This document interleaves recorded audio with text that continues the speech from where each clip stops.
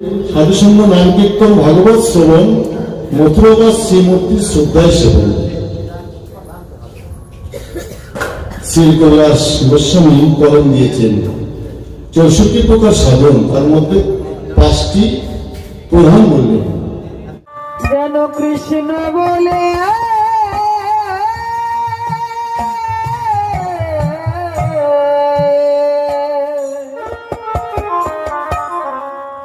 কাঁদিতে।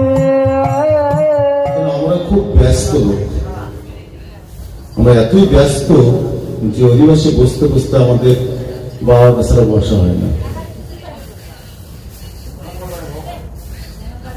তুলসী আরতি, গুরু বন্দনা, পঞ্চতত্ত্ব ঝড়ের মতন করে গেলাম, কেন? সময় নেই। মহাজন কি বলেন? গান একটি করো, একটা কীর্তনই করো, সেই কীর্তনটা যেন প্রেমময় হয়, রসময় হয়।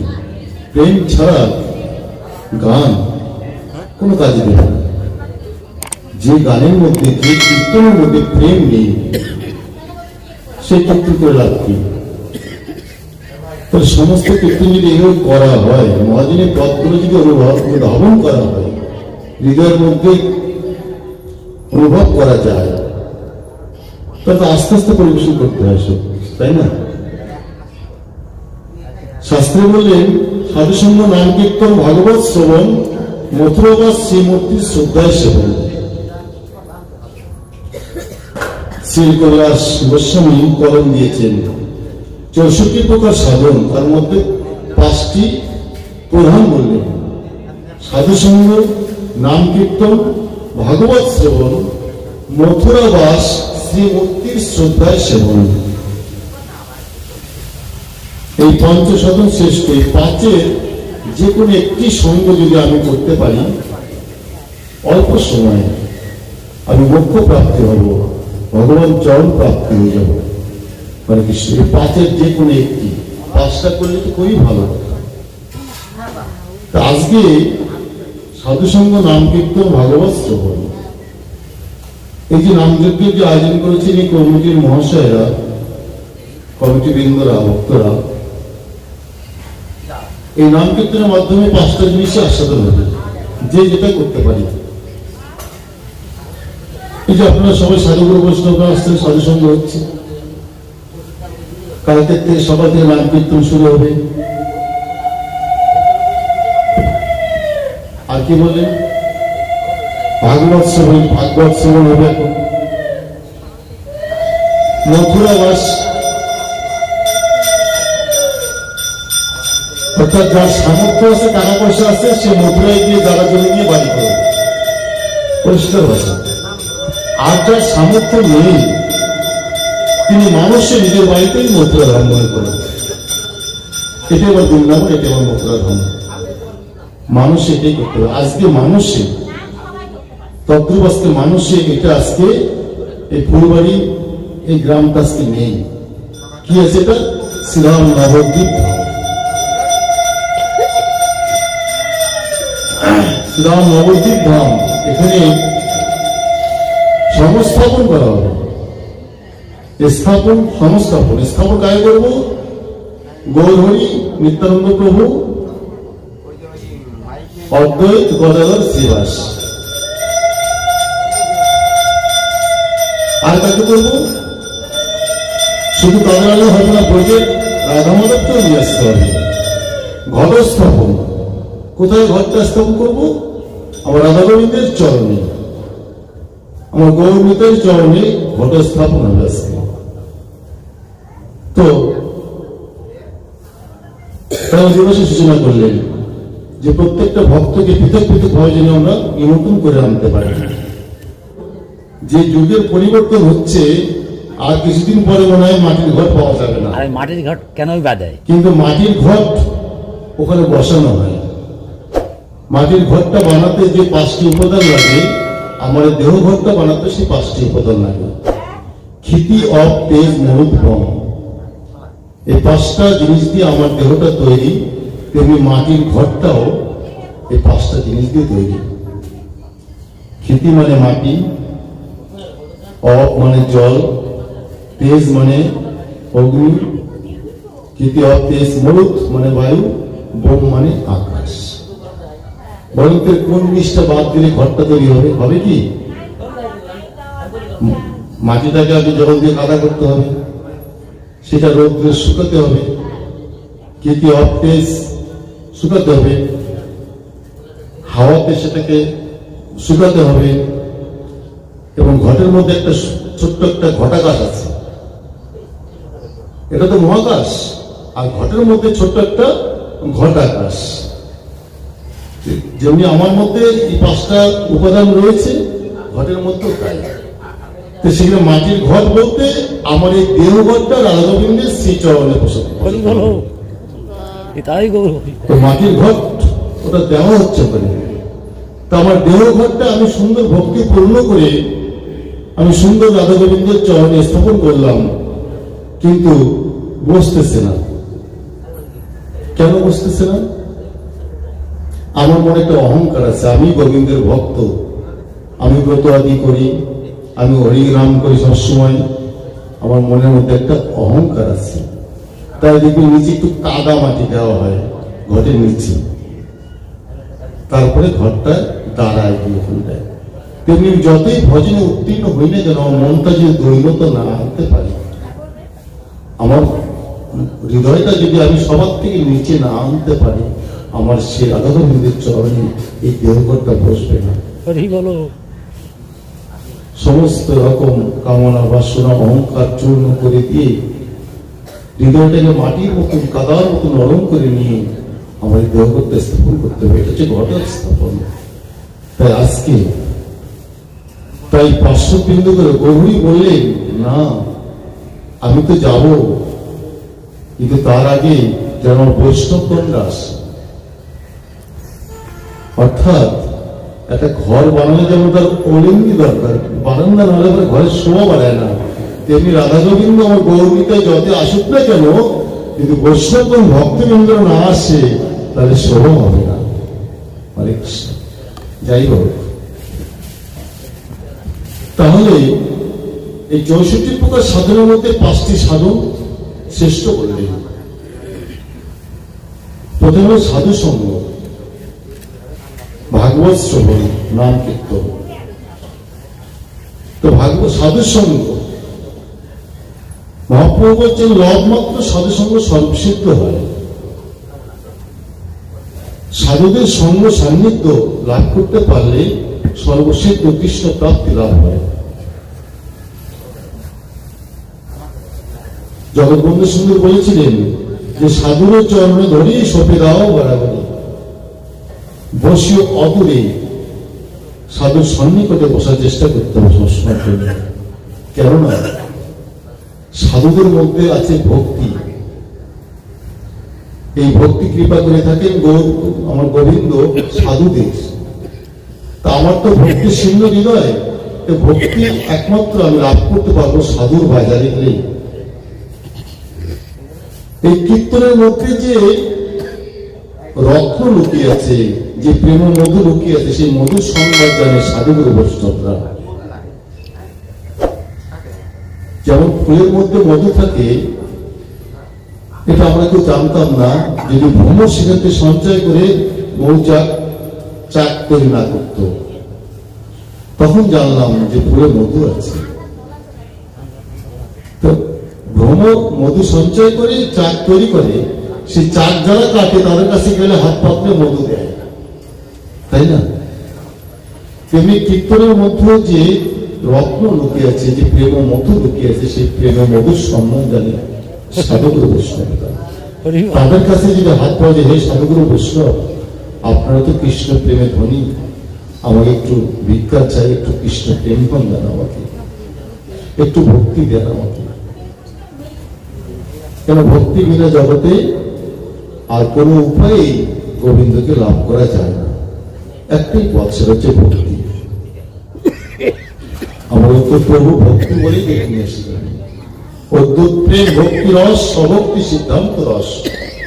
নিজে মায়াতে আমাদের মতন সৃষ্টি হয়ে দেখিয়ে দিলেন যে জীব, দেখো আমিও তোমাদের মতন মাতে পিতার সংমিশ্রণে এসে মায়াতে এসে ভগবানকে আনা যায়। কি দিয়ে? একমাত্র কি বললেন? যে তুলসী দলমাত্রেণ জলস্য চরিতেন বা ভিক্ষি নিতে সৎ মানান ভক্তে ভক্ত বাৎসশ্রী। কেউ যদি নয়ন গঙ্গা জল দিয়ে আমার গৌর চরণে যদি বলতে পারে, হ্যাঁ গৌর তোমার গোলাম তুমি কৃপা করে গ্রহণ করো, আমার গৌর সুন্দর বললেন সেই ভক্তের কাছে আমি নিজেকে বিক্রি করে দিই। বিক্রি নিতে সৎ মানান নিজে আত্মা, নিজের আত্মাকে বিক্রি কোথায়? সেই ভক্তের চরণে। যদি কেউ নয়ন গঙ্গা জল দিয়ে স্বভক্তি সিদ্ধান্ত সরস নিজ ভক্তি বলে ডাক্তার রাখতে পারে, তার কাছে ধরা দেন গোবিন্দ। ভাগবত শ্রবণ, শ্রীকৃষ্ণের যত লীলা মাধুর্য ভগবৎসার যার শত শত ঘর ব্রজে করলেন পরচার, তাহার সব ব্যাসের নন্দন। দশম স্কন্ধ ভাগবতে বর্ণিয়াছে নানা মতে, যাহা শুনে মাতে ভক্তগণ। সে লীলার সমুদ্রে ভাগবত ভগবানের বাংল প্রকাশ, ভাগবত ভগবান অভেদ। সেই লীলার সমুদ্রের মধ্যে ভাগবতের মধ্যে যদি আমি ডুবতে পারতাম, কৃষ্ণ কোথায়, কৃষ্ণ কথায়, কৃষ্ণ কথার মধ্যে আমি ডুবতে পারলে আমি কৃষ্ণ প্রাপ্তি লাভ করতে পারতাম। দেখেন 5টি সাধন ভাগবত কথা। তো ভাগবত কথার মধ্যে যদি কেউ প্রবেশ করতে পারে, সে বলুক কিংবা শ্রবণ করুক, কেউ যদি ডুবতে পারে, তার বাহির জগতে কোনো ক্ষুধা তৃষ্ণা সময় সীমা অতীত ভবিষ্যৎ এক অখণ্ড সময়ের মধ্যে মিলিয়ে যায়। সে বুঝতে পারে না যে কত দিন অতিবাহিত হলো, কত সময় অতিবাহিত হলো। তাহলে সে ভাগবত লীলার সাগরে ডুবতে হবে। আমার গোবিন্দ যে সমস্ত লীলাগুলো করেছেন, বৃন্দাবন বিহারী গোচারণে গেছেন গোবৎস ভূমি। সখীবৃন্দ একত্রিত হয়ে রাধারানীকে বলছে, রাধে গোবিন্দ তো গোচারণে গেছে, তাহলে একটা কাজ কর, চল না একটু কৃষ্ণ কথা বল শুনি, একটু ভাগবত কথা বল শুনি। তুই তো একমাত্র ব্রজবাসী গুরু। তখন শ্রীমতী রাধারানী ভাগবত কথা শুরু করলেন।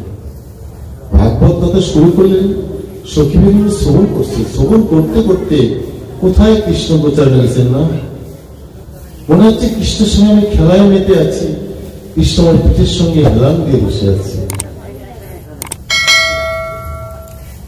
এই ভাগবতের মধ্যে তো ডুবতে হবে, প্রবেশ করতে হবে। অখণ্ড ভাগবত। একটা ছোট গল্প মনে পড়ে গেছে, বলি। একজন খুব দরিদ্র একজন বয়স্ক ব্যক্তি, অল্প সময় ভাগবত হবে তো এদিকে লক্ষ্যটা রাখি আমরা সবাই, লক্ষ্য দিচ্ছি না এদিকে যদিও। তিনি গেছেন হরিদ্বারে, হরিদ্বার দর্শন করার জন্য। অনেকদিন টাকা পয়সা জোগাড় করে বয়স হয়েছে, গেছেন। গিয়ে দেখে যখন হরিদ্বার মন্দিরে প্রবেশ করে পৌঁছলে, দেখে হরিদ্বার মন্দিরটা দরজা বন্ধ করে দিচ্ছেন পান্ডারা। উনি করজোরে বললেন, তোমরা একটু দরজাটা খুলে দাও, আমি বহু দূর থেকে আসছি, জীবনে আমি আর আসতে পারবো না, আমি একটু হরিদ্বারকে দর্শন করতে চাই। পান্ডা বলছে, না হবে না, এটা আবার 6 মাস পরে খুলবে। এই 6 মাস বরফে ঢাকা থাকবে, 6 মাস পর খুলবে, তোমরা 6 মাস পর এসে করবে। বলছে, না বাবা আমি তো আর আসতে পারবো না, আমি অনেক কষ্ট করে পয়সা ম্যানেজ করে গাড়ি ভাড়া এত দূর আসছি, তোমরা আমাকে একটিবার দর্শন করতে দাও না। পান্ডার কোনো কথাই শুনলো না। পান্ডারের কথা তো জানোই না, আইন যেটা নিয়ম, নিয়ম আর খোলা হবে না। উনি 2 চোখে জল ছেড়ে দিয়ে নিচের দিকে নামছে পাহাড় থেকে। আমার আর হরিদ্বার দর্শন হলো না। পাহাড়ের রাস্তা আঁকা বাঁকা থাকে না, এক গুহার পাশে দেখে একজন সাধু মাথায় পাগড়ি বান্ধা গেরুয়া বসন পড়া বসে আছে। তুমি ডাকছে, বাবা এদিকে আসো, বাবা এদিকে আসো, আপনাকে ডাকছে, আসুন। আসতো, কোথায় আসছিলাম, কাঁদছো কেন, তোমার চোখে জল কেন? বলছে, বাবা কি বলবো, আমি তো হরিদ্বার দর্শন করার জন্য বহুদিন থেকে আশা করেছিলাম, তাই অর্থ করে নিয়ে আসছি, কিন্তু এমন সময় আসলাম হরিদ্বার মন্দির বন্ধ হয়ে গেল, আমি দর্শন করতে পারলাম না, ওরা দিল না। বলে এখন কোথায় যাবো? বলে বাড়ি যাবো। তা কোথায় যাবো? আমার এই জীবনে আর হরিদ্বার দর্শন হবে। তুমি যখন বাড়ি যাওয়া, বেলাও তো বেশি নেই, তাহলে আজকে রাতটা আমার এখানেই থাকো, আমি কৃষ্ণ কথা বলি, ভাগবত কথা বলি, তুমি শ্রবণ করো। সাধু বাবা মনে করলো, সেই বৃদ্ধ বয়স্ক মনে করলো, না এটা তো ভালো কথা, এই অবেলা আমি কোথায় আবার যাবো, রাতটা এখানেই কৃষ্ণ কথা শ্রবণ করি। রাতটা সারা রাত কৃষ্ণ কথা শ্রবণ করি। উনি একটু সিদ্ধি খেতে, তাই বলছে তুমি সিদ্ধি বানিয়ে দাও আমাকে, আমি কৃষ্ণ কথা বলি। তো সিদ্ধি 3 বার বানিয়ে দিয়েছে, এটুকু মনে আছে ওনার। সারা রাত্রের মধ্যে 3 বার বানিয়ে দিচ্ছে। 3 বার বানানোর পরে সকাল হয়ে গেছে, কৃষ্ণ কথা বলতে বলতে। বলছে বাবা যাও এখন হরিদ্বার দর্শন করে আসো। বলছে না বাবা, হরিদ্বারে 6 মাস পরে খুলবে। বলছে তুমি যাও না, হয়তো খুলে গেছে, তুমি যাও। ওই সাধু কি মাথা খারাপ হয়ে গেছে, আমি কাউকে গেলাম, আমাকে এখন থেকে তাড়িয়ে দিল, খুলবে না, আর এখন বলছে যেতে। বলছে বেশি দূর তো তুমি নামোনি, যাও, ওইটুক পথ তো তুমি যাও। এত সুন্দর কৃষ্ণ কথা শুনলেন, ভক্তি বিশ্বাস হয়েছে। ভক্তি বিশ্বাস এমন জন্মগ্রহণ করছে, যাই একটু গেল, গিয়ে দেখে পান্ডারা দরজা খুলতেছে। তো বলছে তোমরা না বললা 6 মাস পর দরজা খুলবে, আজকে দরজা খুললো কেন? বলছে 6 মাস পরে দরজা খুলতেছে। কি বলে? 6 মাস? আর দেখছি গতকালকে যদি দেখেছিলাম যে স্মৃতি, 6 মাস যদি বন্ধ থাকে, 6 মাস পর যদি খোলে, তাহলে একটু আলাদা হয়ে যাবে না? এরকম তো দেখছি না। তাহলে একটি রাত্রের মধ্যে আমাকে 6টি মাস অতিক্রম করে দিল, এর মধ্যে আমার কোনো বাহ্যিক জ্ঞান আসলো না, আমার পায়খানা, প্রস্রাব, ক্ষুধা, তৃষ্ণা, ঘুম কিছু আসলো না। দেখেন এটা ভাগবত কথা। কিভাবে উনি ডুব দিছিলেন ভাগবত কথার মধ্যে, যে 6টা মাস অতিবাহিত হয়ে গেল, কোন দিক দিয়ে দিন গেল রাত গেল কিছুই বুঝতে পারলো না। সাধু বাবা মনে করলো আমার হরিদ্বার দর্শন হয়ে গেছে, আমি এই হরিদ্বারকে দর্শন করবো না, আমাকে যে হরিদ্বার একটি রাত্রের মধ্যে 6 মাস অতিবাহিত করলো, সেই সাধুকে আমি চাইনি।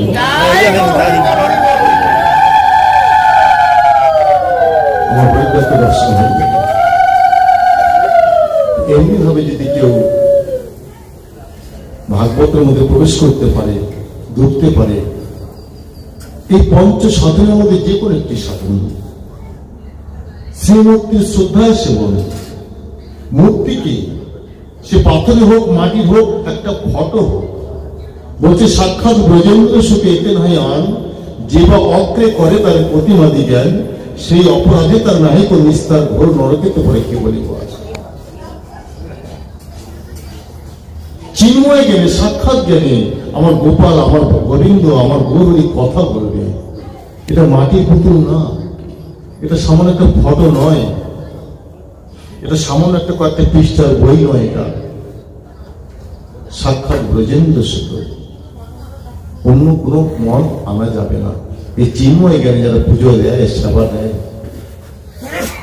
তাদের দেহটাও চিন্ময় হয়ে সে চিন্ময় গোবিন্দের সঙ্গে আদান প্রদান হয়ে গোবিন্দ প্রাপ্তি লাভ করে। এর যে কোনো একটি সাধন যদি আমরা অল্প সময়, কিঞ্চিত সময় করতে পারি। যাই হোক, শ্রীমদ ভাগবত গীতা একটি কথা চেষ্টা করি। গীতা বন্ধনায় বলছে, দুস্থ পিতাশতে জ্ঞান উদ্বোধিতে নারায়ণ মুখে বাণী, কৃষ্ণ দৈবং ব্যাসের গ্রন্থন অদ্বৈত অমৃত খনি।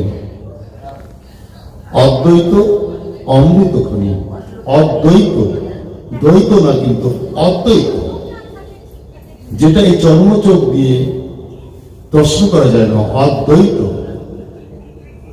অমৃত খনি। বলছেন গীতার যে 18টি অধ্যায়, 18টি সিঁড়ি, এই 18টি অধ্যায় ধরিয়া গীতা মায়ের স্তম্ভ ধরা দুগ্ধ ফল হচ্ছে 18টি অধ্যায় ধরিয়া। অদ্বৈত অমৃত। যে 18টি অধ্যায় ধরিয়ে গীতা মায়ের স্তন্য ধারা খাওয়ানো হচ্ছে সেটা হচ্ছে অদ্বৈত অমৃত। সেই অমৃত আস্বাদন যারা করে, অমৃত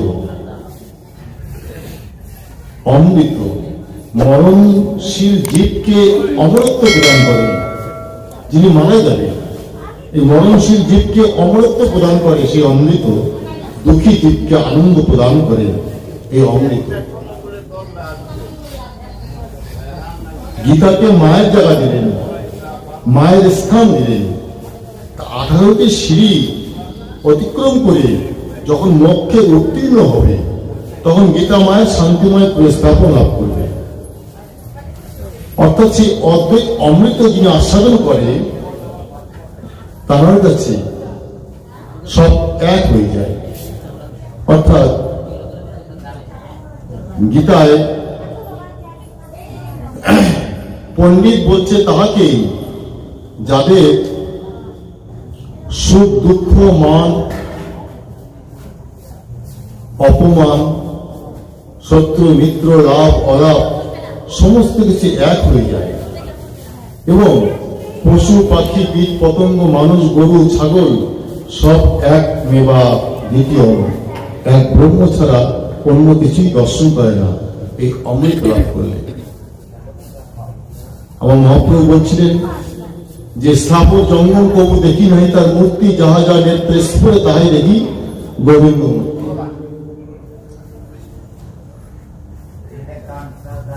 তাহলে আমি সবাই এক দেখবো, আমি দ্বিতীয় কিছু দেখবো না, একই ব্রহ্ম।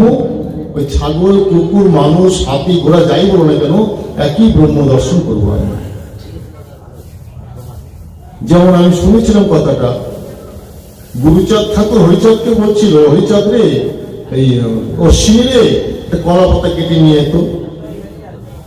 তো কলা পাতা কাঁচি দিয়ে কলা পাতা কাটতে গিয়ে একদম কোপ দিয়ে দেখি ওর মধ্যে আমরা হরিচাঁদ ঠাকুর, ওই কলা পাতার মধ্যে আমরা হরিচাঁদ ঠাকুর।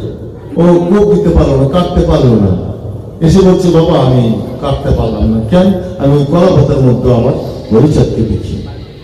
ব্রহ্মময় ব্রহ্মভূত প্রসন্নাত্মা গীতাই বলছে, ব্রহ্মভূত প্রসন্নাত্মা নয়া সচেতী নয়া কাঙ্ক্ষতি সম সর্বেষু ভূতেষু মা ভক্তি লাভতে করানো।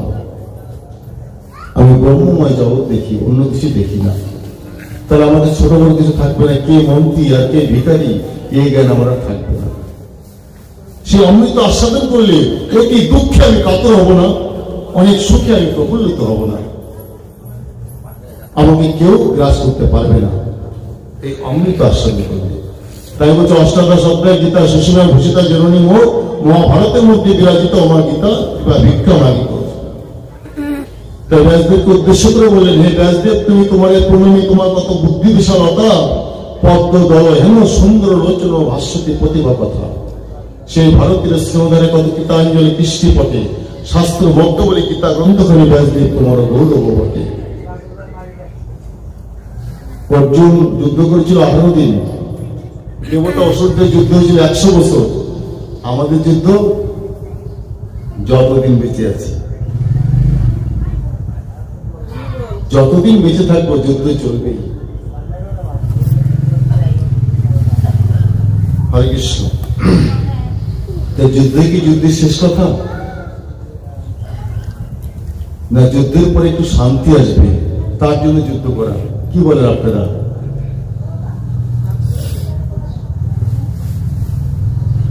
যুদ্ধে তো যুদ্ধের শেষ কথা, তবে যুদ্ধ করে গেল যুদ্ধবিহীন একটা রাজ্যের খবর নেই। অর্থাৎ যুদ্ধের শেষে আমি শান্তি লাভ করব। কিন্তু দেখছি আমার কথা বলছি, এই যুদ্ধময় সংসার, এই যুদ্ধময় মানে ধস্তাধস্তি করে আমার জীবনটা অতিবাহিত করতে হচ্ছে। তার মানে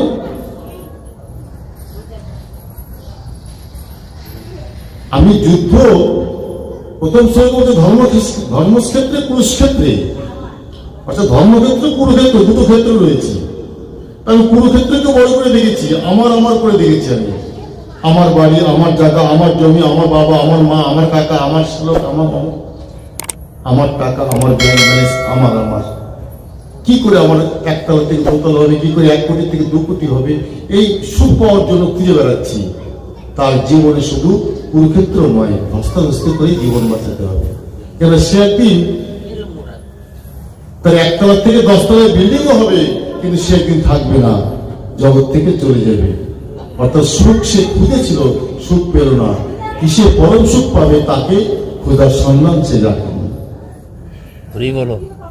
তো যিনি এই ধর্মক্ষেত্রে, কুরুক্ষেত্রে, এই ধর্মক্ষেত্রকে বড় করে দেখেছেন, ঠিক একদিন তার বৃন্দাবনের বংশী রেশ তার কর্মে এসে পৌঁছেছে। অর্থাৎ আমি যে ধর্মক্ষেত্রে বড় করে দেখি, অর্থাৎ ভগবান শ্রীকৃষ্ণ তিনি অর্জুনকে কি বললেন? অর্জুন সেই কর্মগুলো করে মোক্ষ উত্তীর্ণ হলেন।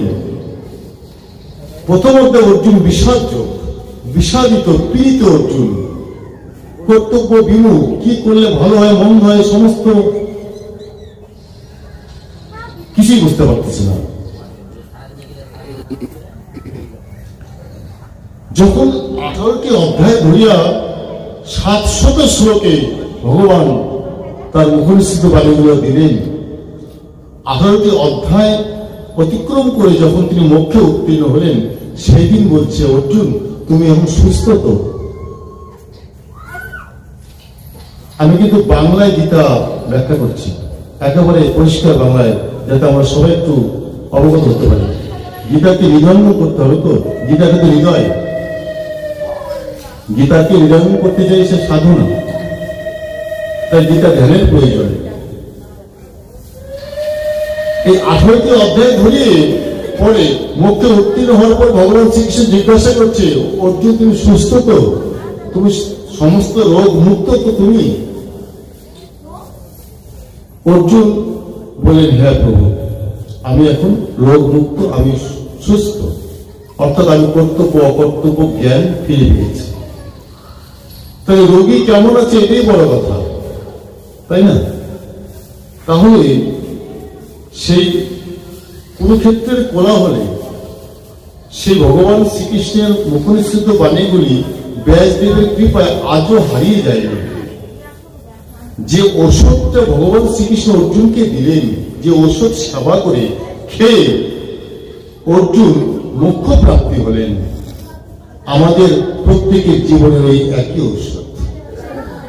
ভগবান শ্রীকৃষ্ণ গীতায় কি বললেন অর্জুনকে? সকল মানবের প্রতিনিধি হয়ে অর্জুন আমাদের হয়ে শুনিয়েছেন সেই বাণী।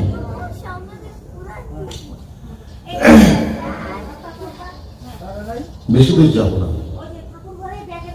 তাই গীতার পরিচয় বললেন, শ্রুতিগণ ধেনু দুহিনন কানু পার্থ পিয়াসী বৎস পিয়ে নিরবধি সজ্জন সুধি গীতা দত্ত শান্তি উৎস। শ্রুতিগণ ধেনু দুহিনন কানু, 18 পুরাণ, নবলক্ষ গ্রন্থ, 1400 শাস্ত্র, 4 বেদ, যত গ্রন্থ আছে, এই গাভী দুগ্ধ দহন করতে একমাত্র আমার প্রজন্মনন্দন শ্রীকৃষ্ণ, বৎস অর্জুন। আর সেই দুগ্ধ, অমৃত দুগ্ধ আস্বাদন করবে শুধু ভক্তবৃন্দ। এই গীতার মধ্যে, এই গীতাটার মধ্যে সে অমৃতের সম্মান রয়েছে, অমৃতের ভান্ডার রয়েছে। আমরা যদি সে একবার কেউ অমৃত আস্বাদন করতে পারি, আমরা প্রত্যেকে অমৃত লাভ করতে পারবো। আমরা সেই দুঃখের থেকে শান্তির সন্ধান লাভ করতে পারবো, আমরা মোক্ষে উত্তীর্ণ হতে পারবো। গীতা বলছে যে মৃত্যুর পর মুক্তি, এটা গীতার লক্ষ্য নয়। এই জীবনে বেঁচে থেকেই মুক্তির লাভ, এটাই গীতার আদর্শ।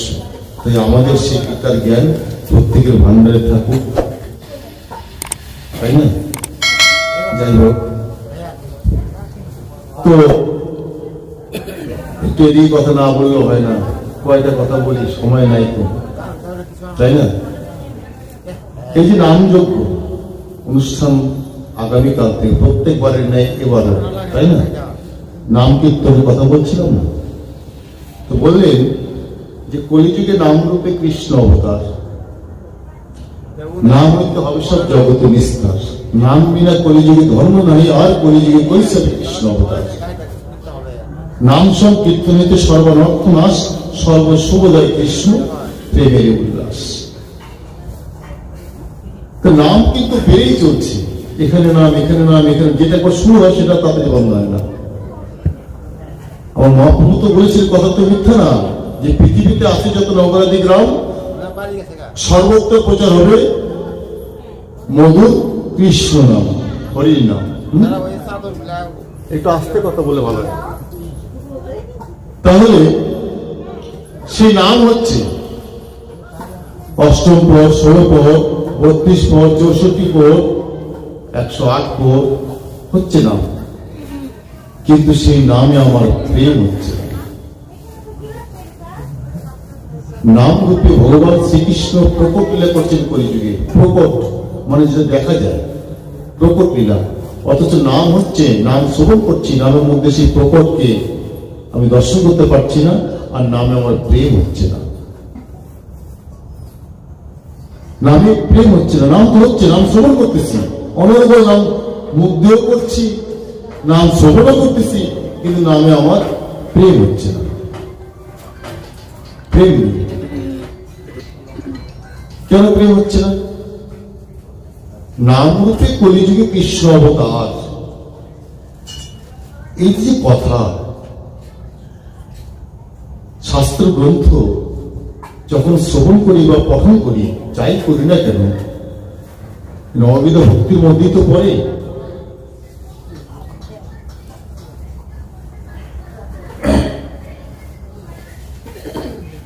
সেই নামের প্রতি যদি আমার বিশ্বাস, ভক্তি, শ্রদ্ধা থাকে, শ্রদ্ধা থাকলে সেই শব্দের প্রতি আমার ভক্তি দৃঢ়তা হয়, গাঢ়তা হয়, গাঢ় হয়। নামের যে কত শক্তি, নাম রূপে যে কৃষ্ণ অবতার, নাম নামে অভেদ, যেই নাম সেই কৃষ্ণ, ভজে নিষ্ঠা করি নামের সহিত আছে আপনি শ্রী হই। তাই কৃষ্ণ নামে, কৃষ্ণ নামে, কৃষ্ণ নাম তো করছি, কিন্তু কৃষ্ণ সেই গোলক বিহারীতে নামছে না, গোলক থেকে ভুলকে এসে আমার কাছে তো আসছে না। নামে আমার বিশ্বাস নেই। এই যে ভাগবতের কথাগুলি বললাম, নাম রূপে কলিযুগে কৃষ্ণ অবতার, নাম হতে হবে সব জগৎ, এই কথায় আমার শ্রদ্ধা নেই। এটা ভাবছি যে আমার মুখের কথা না, তো এটা শাস্ত্রের কথা। শ্রদ্ধা যুক্ত হয়ে কেউ যদি সাধুসঙ্গ করে, সেই সাধু কথাগুলি যদি, ভাগবত কথাগুলি যদি শ্রদ্ধা ভাবে নেয়, তবে তার ভক্তি, বিশ্বাস, দৃঢ়তা প্রাপ্ত হয়। আমরা একটা কথাকে অনেক সময় মানে দৃঢ়তা নিয়ে আসতে পারি না। যেমন সনাতন গোস্বামী জিজ্ঞাসা করল প্রভুকে, প্রভু কি আমি? কেন এটা কি সনাতন জানে না? নিশ্চয়ই জানে। তবু কেন জানতে চাইলেন? যে তিনি ভগবান। তার মুখ থেকে যখন আমি কথাটা শুনতে পারবো আমি কৃষ্ণের দাস, সেই কথাটাতে আমার দৃঢ় ভক্তি বেড়ে চলবে। আমি তো জানি, সনাতন জানে, বলি জানি, দাস তো করছে ভক্তের স্বভাব। এই ভক্ত জানে যে আমি কি, আমি যে কৃষ্ণের দাস, সে কথা সে জানে। অথচ তবুও সাধু মহারাজেরা জিজ্ঞাসা করছে, প্রভু কে আমি? কেন? এই সাধু বদন থেকে যখন এই একই কথা শুনতে পাবো যে আমি কৃষ্ণের দাস, তখন সেই কথার প্রতি আমার দৃঢ়তা, আমার ভক্তি আরো গাঢ় হবে। তাই আজকে সেই শাস্ত্র বাক্যের প্রতি আমার দৃঢ়তা, ভক্তি কারণে, তাই আমার নামে প্রেম হয় না। রাজা দশরথ স্বপ্ন বেদী বাণী অন্ধমণি পুত্র সিন্ধুমণিকে বধ করেছিল অজান। বিধান নীতি গিয়েছিল বিশ্বামিত্র মুনির কাছে, তাকে বিশ্বামিত্র মুনি বাড়ি, তার ছেলে আছে, বলছে আমাকে, আমি ব্রহ্মহত্যা করেছি অজান্তে, আমাকে ব্রহ্মহত্যা পাপের বিধান দাও। তার ছেলে বলছে, বাবা তো বাড়ি নেই, বলছে তুমি দাও। আমি অজান্তে স্বপ্নবেদী মানে অন্ধমণি পুত্র সিন্ধুমণিকে বধ করেছি। তখন নেবেই, কেন এই 1 সপ্তাহ পর আসবে বাবা, 1 সপ্তাহের মধ্যে যদি আমার ব্রহ্মহত্যা পাপে যদি মারা যায়, বাবা তুমি দাও। বলে যাও, তুমি 3 বার রাম নাম জপ করো, পাপের বিধান, ব্রহ্মহত্যা পাপের বিধান দিলেন। রাজা দশরথ সেই পাপের বিধান নিয়ে চলে আসলেন। তিনি 3 বার রাম নাম করে তার ব্রহ্মহত্যা পাপ খণ্ডন করে দিলেন। 1 সপ্তাহ পর যখন তার পিতা বিশ্বামিত্র বাড়িতে আসলেন, তখন তার ছেলে বলছে, বাবা, রাজা দশরথ এসেছিল ব্রহ্মহত্যা পাপের বিধান নিতে। কি দিয়েছ? বলছে 3 বার রাম নাম জপ করতে বলছি। বলছে তুমি আমার যোগ্য ছিলে না। তুমি যদি আমার যোগ্য পুত্র হতে তোমার রাম নাম 3 বার বললে, একবার রাম নাম নিলে যত পাপ করে, জীবের সাধনায় যত পাপ করে, সেই রাম নাম তুমি 3 বার নিতে বলেছ।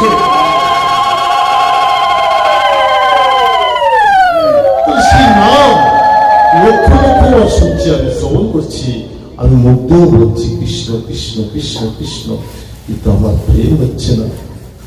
নামের প্রতি আমার ভক্তি, নামের প্রতি আমার দৃঢ়তা, নামের প্রতি আমার শ্রদ্ধা নেই, তাই আমার প্রেম হচ্ছে না। সে নামের মধ্যে যে গৌরী প্রকটলীলা করছেন, নৃত্য করছেন, নাম রূপে আমি সেটা দর্শন করতে পারছি না, একমাত্র আমার ভক্তি প্রেম নাই। যাই হোক, সেই প্রেম ভক্তি মানে সবার সেই বিশ্বাস দৃঢ় ভক্তি হয়। আর বেশিক্ষণ আমি আপনাদেরকে বিরক্ত করবো না, এখানে আমি গ্রন্থে বিশ্রাম রাখি। কেমন কি বলে?